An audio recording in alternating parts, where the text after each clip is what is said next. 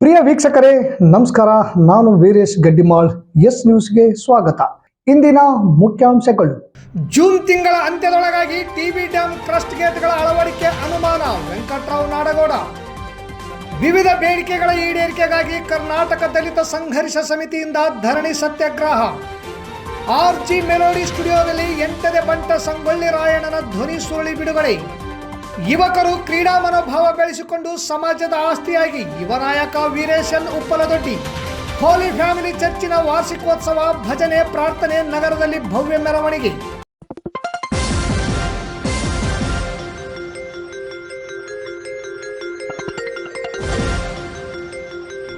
S news, ಇದು ನಿಮ್ಮ ಧ್ವನಿ. ವಾರ್ತೆಗಳ ವಿವರ.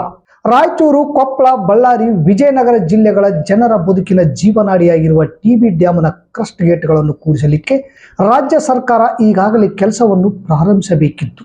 ಆದರೆ ಕ್ರಸ್ಟ್ ಗೇಟ್ಗಳ ಅಳವಡಿಕೆಗೆ ಸಂಬಂಧಿಸಿದಂತೆ ರಾಜ್ಯ ಸರ್ಕಾರ ಹಣ ನೀಡದೆ ರೈತರ ಬದುಕಿನೊಂದಿಗೆ ಚೆಲ್ಲಾಟವಾಡುತ್ತಿದೆ ಎಂದು ಮಾಜಿ ಸಚಿವರು ಹಾಗೂ ಜೆಡಿಎಸ್ ಮಹಾಪ್ರಧಾನ ಕಾರ್ಯದರ್ಶಿ ವೆಂಕಟರಾವ್ ನಾಡಗೌಡ ಅವರು ಆರೋಪಿಸಿದರು. ತಾವೇನು 10 ಕೋಟಿ ಕೊಟ್ಟಿದ್ದರು ಅದನ್ನ ಅದರಲ್ಲೇ ಕಟ್ ಮಾಡಿ ಉಳಿದ ರೊಕ್ಕವನ್ನ 20 ಕೋಟಿನೋ 25 ಕೋಟಿ ಅವರಿಗೆ ಈಗ ಅದು ತೊಂದರೆಗೀಡಾಗಿರೋದು. ಬೇರೆದಕ್ಕೆ ಕೊಟ್ಟಿರೋದು ಅದನ್ನ ಗೇಟಿಗೆ ಬಳಸಕ್ ಬರಂಗಿಲ್ಲ.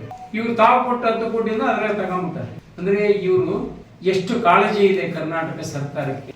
ಆಂಧ್ರದವರಿಗೆ ಕಾಳಜಿ ಇದೆ, ಕರ್ನಾಟಕದವರಿಗೆ ಕೊಟ್ಟ 10 ಕೋಟಿನ ಆಂಧ್ರದವ್ರು ಕೊಟ್ಟ ರೊಕ್ಕದಾಗ ಮುರಿತಾರೆ. ಅಂದ್ರೆ ಎಷ್ಟು ಬಿಕಾರಿಗಳಾಗಿರ್ಬೋದು ಇವರು. ರೈತರ ಜೀವನಾಡಿ ಅದು. ಈಗ ಇದನ್ನೇ ಹೇಳಿ 2ನೇ ಬೆಳೆನೂ ನೀವು ನೀರು ಕೊಳ್ಳಾರ್ದಂಗ ಹಾಳು ಮಾಡಿದ್ರಿ. ಕೊನೆಯ ಪಕ್ಷ ಗೇಟ್ ಆದ್ರೂ ಕುಂದಿರ್ಸ್ತಾರೆ ಅಂತಂದ್ರೆ ಇವತ್ತಿನ ಪರಿಸ್ಥಿತಿ ನೋಡಿದ್ರೆ ಇವರು ಗೇಟು ಕೂಡ ಕೂಡಿಸೋದು ಅನುಮಾನ ಅನ್ನೋದು ಕಂಡು ಬರ್ತಾ ಇದೆ. ಸೋಮವಾರದಂದು ನಗರದ ಪತ್ರಿಕಾ ಭವನದಲ್ಲಿ ಸುದ್ದಿಗೋಷ್ಠಿ ನಡೆಸಿ ಮಾತನಾಡಿದ ಅವರು, ಕ್ರಸ್ಟ್ ಗೇಟ್ಗಳ ಅಳವಡಿಕೆಗೆ ಆಂಧ್ರ ಪ್ರದೇಶ ಸರ್ಕಾರ 20 ಕೋಟಿ ರೂಪಾಯಿ ಅನುದಾನ ನೀಡಿದ್ದು, ರಾಜ್ಯ ಸರ್ಕಾರವು 10 ಕೋಟಿ ಅನುದಾನ ಹಣ ನೀಡಿತ್ತು. ಈಗ ಸಿಬ್ಬಂದಿ ವೇತನ ನಿರ್ವಹಣೆಗೆ ಆಂಧ್ರ ಪ್ರದೇಶ ಸರ್ಕಾರ 35 ಕೋಟಿ ರೂಪಾಯಿ ರಾಜ್ಯ ಸರ್ಕಾರಕ್ಕೆ ನೀಡಿದೆ. ಈ ಹಣದಲ್ಲಿ 10 ಕೋಟಿಯನ್ನು ಕಡಿತಗೊಳಿಸಿ 25 ಕೋಟಿ ರೂಪಾಯಿ ಮಾತ್ರ ತುಂಗಭದ್ರಾ ಮಂಡಳಿಗೆ ನೀಡಿದೆ. ಆಂಧ್ರ ಪ್ರದೇಶ ನೀಡಿದ ಹಣ ಕೂಡ ನೀಡದಂತೆ ರಾಜ್ಯ ಸರ್ಕಾರವು ದಿವಾಳಿಯಾಗಿದೆ ಎಂದು ಗಂಭೀರವಾಗಿ ಆರೋಪ ಮಾಡಿದರು. ಜಲಾಶಯದ ಗೇಟ್ಗಳ ತಜ್ಞರಾದ ಕನ್ನಯ್ಯ ನಾಯ್ಡು ಅವರು ಆಂಧ್ರ ಪ್ರದೇಶದ ಸರ್ಕಾರದ ಪ್ರತಿನಿಧಿಯಾಗಿ ಜಲಾಶಯಕ್ಕೆ ಭೇಟಿ ನೀಡಿ ಕ್ರಸ್ಟ್ ಗೇಟ್ಗಳ ಅಳವಡಿಕೆ ಪರಿಶೀಲನೆ ಮಾಡಿದ್ದಾರೆ. ಕಾಮಗಾರಿ ತೀರ ವಿಳಂಬ ಆಗುತ್ತಿರುವುದಕ್ಕೆ ತುಂಬ ಬೇಸರವನ್ನು ವ್ಯಕ್ತಪಡಿಸಿದ್ದಾರೆ. ಇನ್ನು 2 ಅಥವಾ 3 ತಂಡಗಳನ್ನು ಮಾಡಿ ಕೆಲಸದ ವೇಗ ಹೆಚ್ಚಿಸುವಂತೆ ಸರ್ಕಾರಕ್ಕೆ ಸಲಹೆ ನೀಡಿದ್ದಾರೆ. ಜೂನ್ ಅಂತ್ಯದವರೆಗೆ 33 ಗೇಟ್ ಕ್ರಸ್ಟ್ ಗೇಟ್ಗಳ ಅಳವಡಿಕೆ ಅನುಮಾನವಾಗಿದೆ. ತುಂಗಭದ್ರಾ ಅಚ್ಚುಕಟ್ಟು ಪ್ರದೇಶದ ನೀರಾವರಿ ಸಲಹಾ ಸಮಿತಿ ಅಧ್ಯಕ್ಷ ಸಚಿವ ಶಿವರಾಜ್ ತಂಗಡಗಿ ಸರ್ಕಾರದ ಲೋಪ ಮರೆಮಾಚಲು ಜಲಾಶಯದ ವಿಚಾರದಲ್ಲಿ ಅಸಮರ್ಪಕ ಮಾಹಿತಿ ನೀಡಿ ಜನರನ್ನು ಗೊಂದಲಕ್ಕೆ ದೂಡಿ ರೈತರನ್ನು ದಾರಿ ತಪ್ಪಿಸುತ್ತಿದ್ದಾರೆ. ಗುತ್ತಿಗೆದಾರರಿಗೆ ಹಣ ನೀಡದಿದ್ದರೆ ಕ್ರಸ್ಟ್ ಗೇಟ್ಗಳ ಅಳವಡಿಕೆ ಹೇಗೆ ಸಾಧ್ಯವಾಗುತ್ತದೆ ಎಂದು ವೆಂಕಟರಾವ್ ನಾಡಗೌಡರು ಸರ್ಕಾರದ ವಿರುದ್ಧ ತೀವ್ರ ವಾಗ್ದಾಳಿ ನಡೆಸಿದರು. ಈ ಸಂದರ್ಭದಲ್ಲಿ ಜೆಡಿಎಸ್ ತಾಲೂಕಾಧ್ಯಕ್ಷ ಬಸವರಾಜ ನಾಡಗೌಡ, ಮುಖಂಡರಾದ Venkob Kallur, S P Tailor, G Satyanarayan, M D Asif ಸೇರಿದಂತೆ ಇತರರು ಇದ್ದರು. ದಾದಾ ಸಾಹೇಬ್ ಡಾಕ್ಟರ್ ಎನ್ ಮೂರ್ತಿಯವರ ಸ್ಥಾಪಿತ ಕರ್ನಾಟಕ ದಲಿತ ಸಂಘರ್ಷ ತಾಲೂಕು ಸಮಿತಿಯಿಂದ ವಿವಿಧ ಬೇಡಿಕೆಗಳ ಈಡೇರಿಕೆಗಾಗಿ ನಗರದ ತಾಲೂಕು ಪಂಚಾಯಿತಿ ಮುಂದೆ ಮಂಗಳವಾರ ಧರಣಿ ಸತ್ಯಾಗ್ರಹ ನಡೆಸಲಾಯಿತು. ಸಿಂಧನೂರು ತಾಲೂಕಿನ ಗ್ರಾಮೀಣ ಪ್ರದೇಶಗಳಲ್ಲಿ ಚರಂಡಿ, ವಿದ್ಯುತ್ ದೀಪ, ಕುಡಿಯುವ ನೀರಿನ ಅನುಕೂಲ ಇಲ್ಲದೆ ಜನರು ಸಾಕಷ್ಟು ತೊಂದರೆಗಳನ್ನು ಅನುಭವಿಸುತ್ತಿದ್ದಾರೆ. ಗ್ರಾಮ ಪಂಚಾಯಿತಿ ಪಿಡಿಒಗಳು ಚರಂಡಿ ಸ್ವಚ್ಛಗೊಳಿಸಲಾಗಿದೆ ಎಂದು 15ನೇ ಹಣಕಾಸಿನ ಅನುದಾನವನ್ನು ದುರುಪಯೋಗ ಮಾಡಿಕೊಂಡಿದ್ದಾರೆ. ಆದರೆ ಚರಂಡಿಗಳು ಸ್ವಚ್ಛತೆ ಇಲ್ಲದೆ ನಗರ ಸೇರಿದಂತೆ ಗ್ರಾಮೀಣ ಪ್ರದೇಶಗಳಲ್ಲಿ ಗಬ್ಬು ನಾರುತ್ತಿವೆ. ಇದರಿಂದಾಗಿ ಹಲವಾರು ರೋಗಗಳು ಬರುವ ಸಾಧ್ಯತೆ ಇದೆ.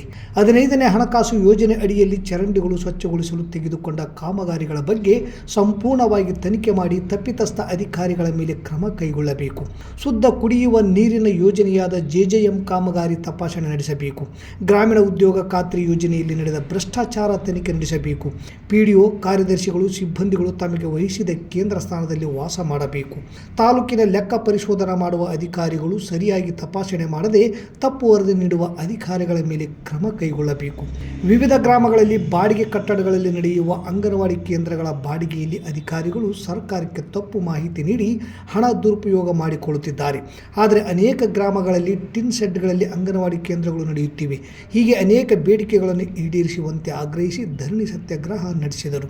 ಈ ಧರಣಿ ಸತ್ಯಾಗ್ರಹದಲ್ಲಿ ಮುಖಂಡರಾದ ಅಶೋಕ್ ನಂಜಲ್ದಿನ್ನಿ, ನಿರುಪಾದಪ್ಪ ಹಿಲೇಕೂಡ್ಲಿಗಿ, ಮೌನೇಶ್ ದಿದಿಗಿ, ಛತ್ರಪ್ಪ, ಶಿವಲಿಂಗ, ಹನುಮಂತ, ವಿಜಯಲಕ್ಷ್ಮಿ, ಮಲ್ಲಿಕಾರ್ಜುನ, ಈಶಪ್ಪ, ಬೀರಪ್ಪ, ವೀರೇಶ್, ಬಾಲಪ್ಪ, ವಿರುಪಮ್ಮ, ಲಕ್ಷ್ಮೀ ಪತ್ತಾರ್ ಸೇರಿದಂತೆ ಇನ್ನಿತರರು ಧರಣಿ ಸತ್ಯಾಗ್ರಹದಲ್ಲಿ ಪಾಲ್ಗೊಂಡಿದ್ದರು. ಹಲವಾರು ಸಾರ್ವಜನಿಕ ದೂರುಗಳು ಇವತ್ತು ಸಲ್ಲಿಕೆಯಾಗಿವೆ. ಆ ದೂರುಗಳು ಮತ್ತು ಸಮಸ್ಯೆಗಳ ಕುರಿತು ಏನು ಮನವಿ ಪತ್ರಗಳು ಕೊಟ್ಟರೆ ಇಲ್ಲಿನ ಅಧಿಕಾರಿಗಳು ಬಗೆಹರಿಸದೆ ನಿರ್ಲಕ್ಷ್ಯ ವಹಿಸಿದ್ದರಿಂದ ಇವತ್ತು ಧರಣಿ ಸತ್ಯಾಗ್ರಹವನ್ನು ಹಮ್ಮಿಕೊಂಡಿದ್ದೀವಿ. ಭಾಳಷ್ಟು ಯೋಜನೆಗಳು ಅಧಿಕಾರಿಗಳ ಭ್ರಷ್ಟಾಚಾರಕ್ಕೆ ಕಾರಣವಾಗಿವೆ. 15 ಹಣಕಾಸು ಯೋಜನೆಯಲ್ಲಿ ಚರಂಡಿ ಹೂಳು ತೆಗೆಸುವಂತ ಹೇಳ್ತಾರೆ, ಅಲ್ಲಿ ಹೂಳು ಗಪ್ಪನ ಹಾರ್ತಾವೆ ಹಳ್ಳಿಗಳಲ್ಲಿ.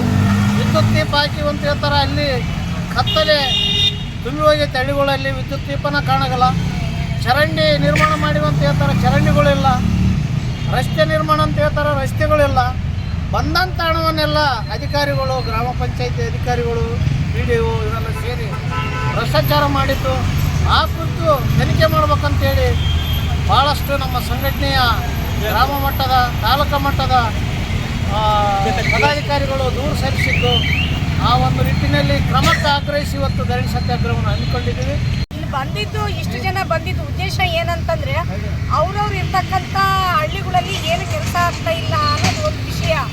ಈ ಮುಂಚೆ ನಾವು ಬೇರೆಯವರೆಲ್ಲ ಮೊನ್ನೆ ನಾವು ಇವ್ರನ್ನ ಭೇಟಿಯಾಗಿ ಬಂದಾಗ ಅವ್ರು ಇರಲಿಲ್ಲ, ಬೇರೆ ಸಾಹೇಬ್ರಿದ್ದ ಅವ್ರು ಬಂದಾಗ ನಾವು ಅವ್ರಿಗೆ ಹೇಳಿದ ಈ ಥರ ನಾವು ಸ್ಟ್ರೈಕ್ ಮಾಡ್ತೀವಿ, ಮನವಿ ಪತ್ರ ಕೊಡೋಕೆ ಬಂದಿದ್ದೀವಿ ಅಂದರೆ ಏನು ಎಲ್ಲಾಗಿದೆ ಯಾಕೆ ಕೊಡ್ತೀರಿ ಅಂತಂದ್ರೆ, ನಿಮ್ಗೆ ಎಲ್ಲಿ ಏನಾಗಿದೆ ಕೊಡೋ ಅಂತ ಹೇಳಕ್ಕೆ ನಾವ್ಯಾಕೆ ಕೇಳಕ್ಕೆ ಹೋಗೋದು, ನೀವೇನು ಕೆಲಸ ಮಾಡ್ತಿದ್ರಿ, ಯಾವ ಹಳ್ಳಿಯಲ್ಲಿ ಏನು ಕೆಲಸ ಆಗಿಲ್ಲ ಅಂತ ನೋಡೋದು ಜವಾಬ್ದಾರಿ ನಿಮ್ದು ಆಗ್ತದೆ.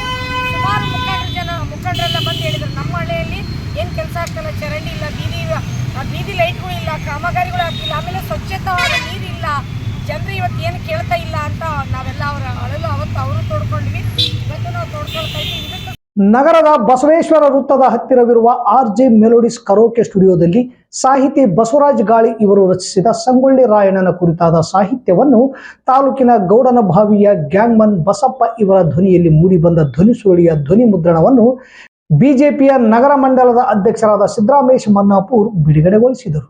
ನಂತರ ಮಾತನಾಡಿ ಸಂಗೊಳ್ಳಿ ರಾಯಣ್ಣನವರ ವಿಚಾರಗಳು, ಅವರು ನಡೆದು ಬಂದ ಕಷ್ಟದ ಹಾದಿಯ ಬಗ್ಗೆ ಹಂಚಿಕೊಂಡು ದೇಶಕ್ಕೆ ಸ್ವಾತಂತ್ರ್ಯ ಕೊಡಿಸುವ ಗಟ್ಟಿ ಮನಸ್ಸಿನ ಹೆಂಟದೆಯ ಬಂಟ ಸಾಹಸಗಾಥೆ ತುಂಬ ದೊಡ್ಡದಿದೆ. ಕಿತ್ತೂರು ರಾಣಿ ಚೆನ್ನಮ್ಮನ ಮಗನಾಗಿ ಕಿತ್ತೂರಿಗೆ ಸ್ವಾತಂತ್ರ್ಯ ತಂದುಕೊಟ್ಟ ಪರಾಕ್ರಮಿ ಧೀರ, ಬಿಚ್ಚುಗತ್ತಿಯ ವೀರ. ಇವರು ಕೇವಲ ಒಂದು ಜಾತಿಗೆ ಸೀಮಿತವಾದವರಲ್ಲ. ಸ್ವಾತಂತ್ರ್ಯ ಸಿಕ್ಕಿದ್ದು ಜಾತಿ ಹೋರಾಟಗಳಿಂದಲ್ಲ, ಈ ದೇಶದ ಸ್ವಾಭಿಮಾನದ ಕಿಚ್ಚು ಹಚ್ಚಿಕೊಂಡ ವೀರ ಸೂರರಿಂದ ಸ್ವಾತಂತ್ರ್ಯಕ್ಕಾಗಿ ಹಗಲಿರುಳು ಶ್ರಮಿಸಿದ ರಾಯಣ್ಣನನ್ನು ತಮ್ಮ ಬರವಣಿಗೆ ಮೂಲಕ ಹಿತನುಡಿಗಳಲ್ಲಿ ಸ್ಮರಿಸುತ್ತಾ ಅಂಥ ಮಹಾನ್ ವ್ಯಕ್ತಿಯ ಗೀತೆ ರಚನಾಕಾರರಿಗೂ ಗಾಯಕರಿಗೂ ಅಭಿನಂದನೆಗಳು ಸಲ್ಲಿಸಿದರು.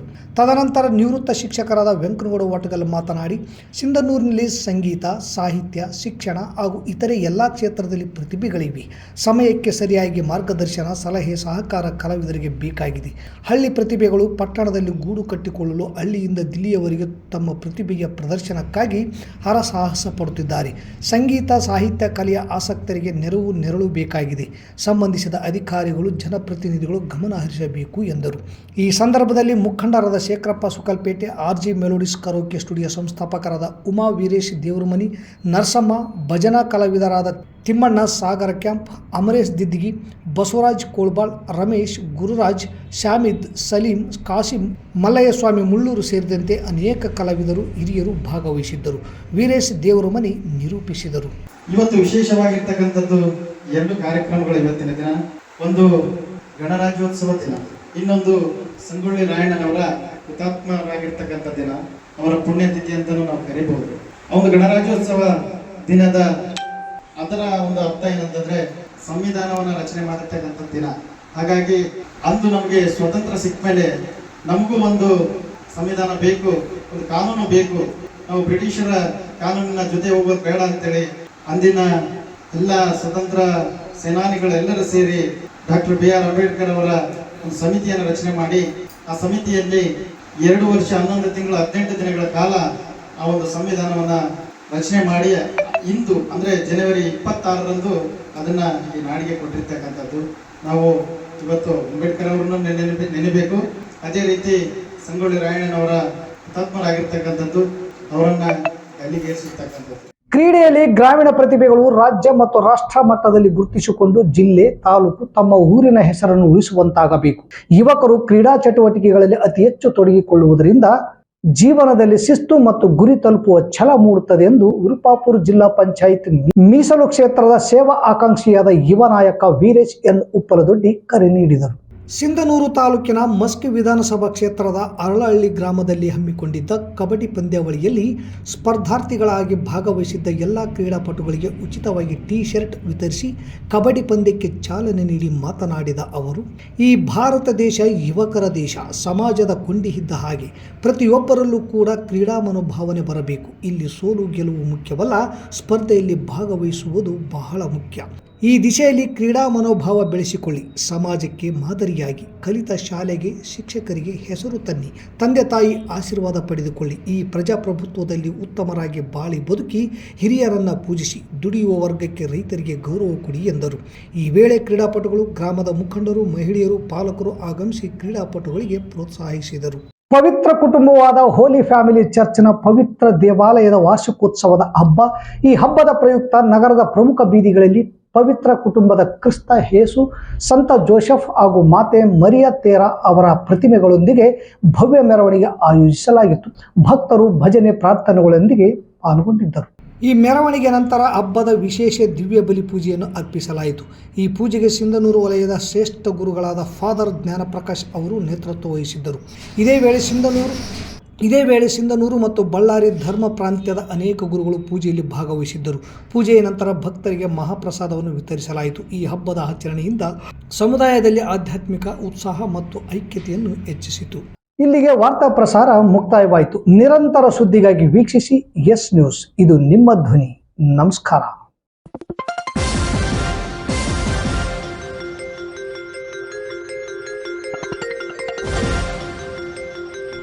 ಎಸ್ ನ್ಯೂಸ್, ಇದು ನಿಮ್ಮ ಧ್ವನಿ.